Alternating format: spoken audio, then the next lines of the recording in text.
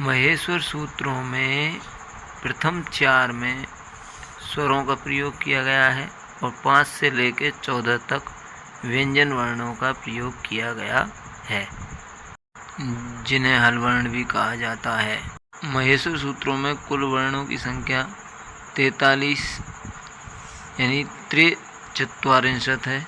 महेश्वर सूत्रों में है 2 बार आता है। प्रथम बार है का प्रयोग अट प्रत्याहार के लिए, दूसरी बार है का प्रयोग सल प्रत्याहार के रूप में किया गया है। महेश्वर सूत्रों में इत्संज्ञक वर्णों की संख्या 15 है। 15वां इत्संज्ञक वर्ण ऋण के मध्य में स्थित अंग है, जिसकी उपदेश अज अनुनासिक इत सूत्र से इत होती है। प्रत्याहार का अर्थ वर्णानाम संक्षिप्त करणम अर्थात समेटना, सिकोड़ना, संक्षिप्त करना है। प्रत्याहार शब्द प्रति प्लस आ प्लस री प्लस घन से बना है। महेश्वर सूत्रों में बनने वाले कुल प्रत्याहारों की संख्या 44 है। अण प्रत्याहार का प्रयोग 2 बार किया गया है। अब प्यारे बच्चों, हम पढ़ते हैं संस्कृत में स्वर और व्यंजन। पाणिनि के अनुसार पूरी संस्कृत व्याकरण में 63 व 64 वर्ण होते हैं। संस्कृत में मात्रा के आधार पर स्वर 3 प्रकार के होते हैं। पहला एक मात्रिक, दूसरा द्विमात्रिक और तीसरा त्रैमात्रिक। अर्थात एक मात्रिक ह्रस्व को कहते हैं, द्विमात्रिक दीर्घ को कहते हैं और त्रैमात्रिक प्लुत को कहते हैं।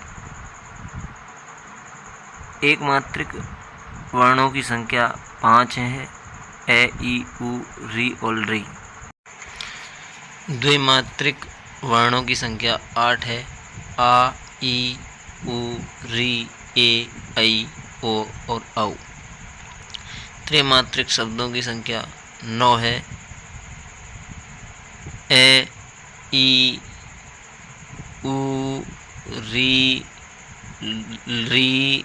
ए ऐ ओ और औ।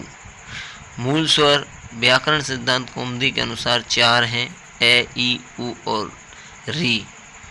मूल स्वर लघु सिद्धांत कौमुदी के अनुसार 5 हैं, ए ई उ री और री। महेश्वर सूत्रों के अनुसार स्वर 9 होते हैं, ए ई उ री ए ओ ऐ और औ। वर्णमाला के अनुसार स्वर 13 होते हैं संस्कृत में, ए आ ई उ री ए ओ ऐ और औ। स्वरों के बाद अब बात करते हैं व्यंजनों की।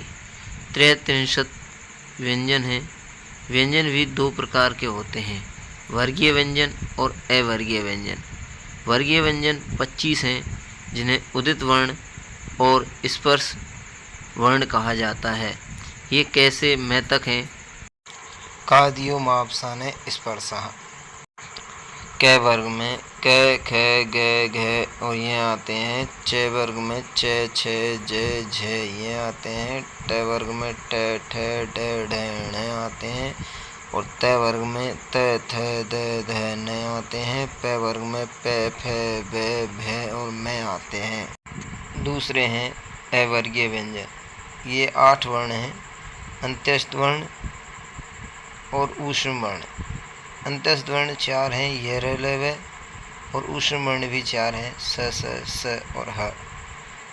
इनके अलावा संस्कृत वर्णमाला में 4 अयोगवाह वर्ण हैं, एक विसर्ग, अनुस्वार, उपद्यमान्य और जिह्वामूल। इन 59 ध्वनियों के साथ वेदों में प्रयुक्त होने वाले 4 यम वर्णों कु, खु, गु, घु को जोड़ दिया जाए तो इनकी संख्या 63 हो जाती है। और इन 63 वर्णों के साथ यदि दुस्पृष्ट वर्ण या प्रत्यय वर्ण को जोड़ दिया जाए तो इनकी संख्या 64 हो जाती है। इस सूत्र को ध्यानपूर्वक पढ़ें और याद करें।